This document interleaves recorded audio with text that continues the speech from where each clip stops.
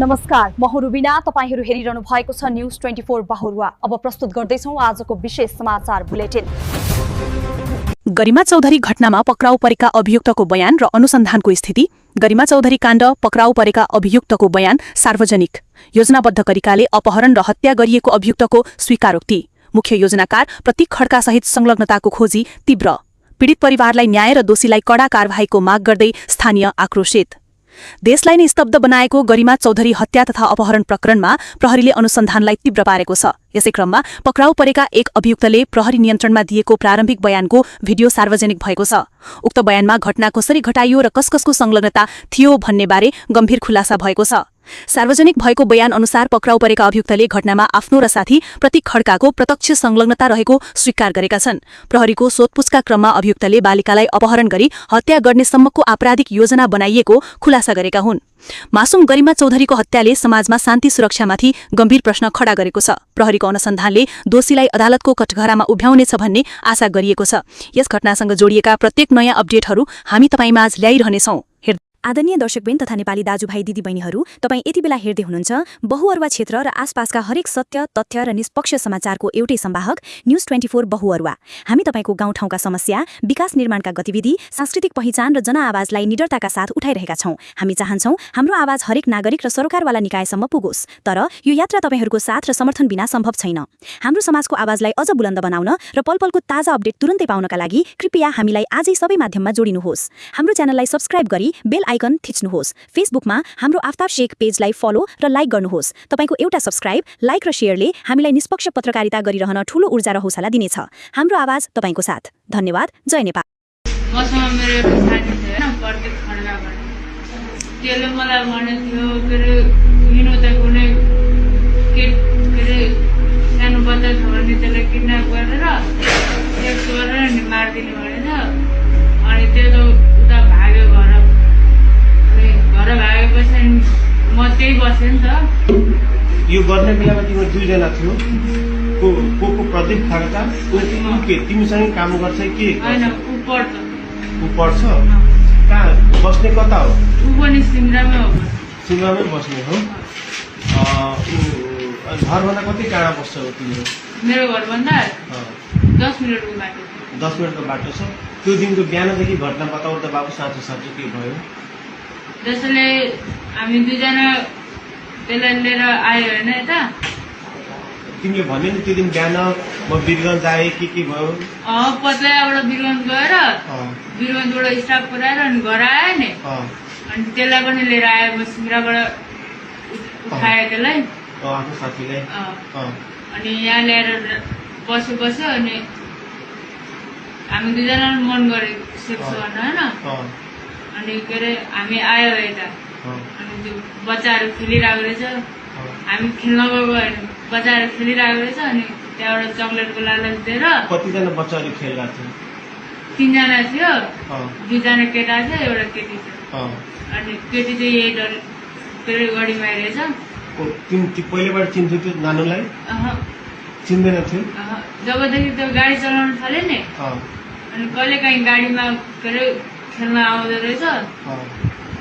त्यो खेल्न आएको समयमा म हुँदैन थिएँ त्यहाँ। अनि के अरे 80 चाहिँ भेटाएको थियो। अनि त्यसलाई नि गर्न मन लागेको थियो। घरमा कोही पनि थिएन, त्यसको नि कोही पनि थिएन, मेरो नि कोही पनि थिएन।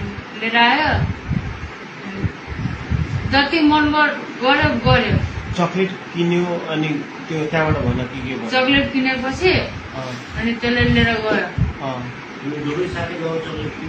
होइन, म एक्लै गएको थिएँ। अनि चक्लेट किनेर आएपछि के भयो? त्यहाँ गयो, बच्चाहरू खेलिरहेको थियो। बच्चाहरू खेलिरहेको थियो। त्यो प्रत्येक पनि त्यही थियो। तिनीहरूले हेरिरहेको थियो। म चक्लेट किनेर आएँ। अनि चक्लेटको लालच दिएर लिएर गयो त्यसलाई। अनि दुईटा भाइहरूले के गर्यो? त्यो भाइहरूलाई चाहिँ थोरै थर्काउनु त्यो रुँदै घर पुगेछ। अनि के अरे चक्लेटको लालच दिएर गएपछि अनि हामी गयो त्यो घरमा। त्यो घर कसको घर थियो? खोइ त्यो कसको घर थाहा छैन। अनि के अरे हामी यताउता हेऱ्यो, मान्छे छ कि छैन भनेर होइन। मान्छे थिएन।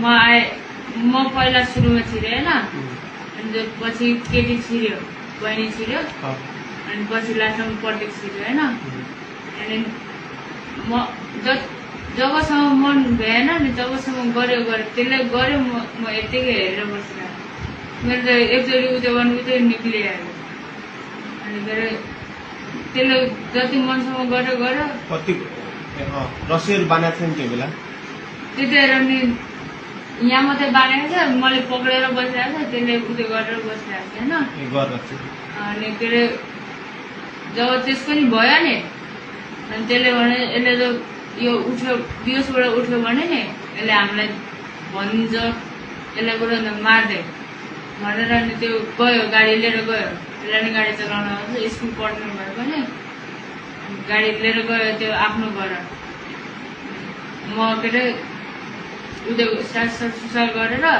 खाना धुवा गरेर खाना खाएर अनि त्यसको घर गयो किनकि रिजर्भ थियो त्यसको घरको साइडबाट अनि के अरे रिजर्भ लिएर गएर हेटौडा पुग्यो हेटौडाबाट फेरि आउँदा रात पर्दाखेरि फेरि फोन आयो के अरे भेटाएन भनेर फोन आयो होइन फेरि त्यसको भोलिपल्ट पनि फोन आयो त्योबाट पनि भेटाएन भनेर आज फोन आएको भेटायो भनेर आज फोन आयो अनि त्यो रस्सी बाँध्यो तन्नामा राखे कतिखेर जब भ्यायो नि हामी दुईजनाले त्यो निक्लियो अनि म एकैछिन बसेँ थिएँ त्यसपछि त्यतिकै लट्केको अवस्थामा छोडेर ढोका चुकुर लगाइदिए तिमीले रस्सी बाँधेर लट्काइदिएको के अरे चुकुर लगाइदिए त्यो रस्सी र तन्ना कसले लिएर आयो तना र रस्सी त्यही थियो त्यही नै थियो यो पनि झुटो बोल्दैछ तिमी नढाटिकन भनेको अहिले चाहिँ नढाटिकन हो त्यही थियो जम्मै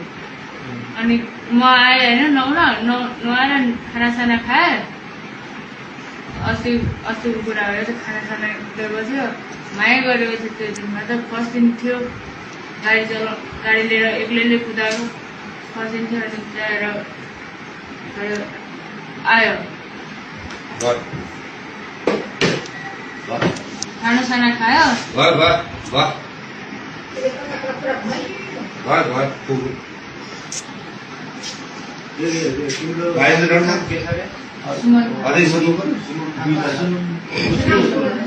सुमन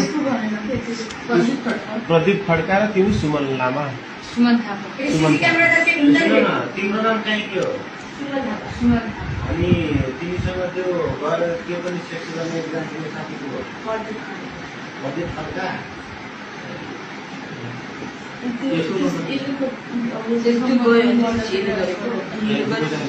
पहिला उसले गर्यो अनि उसले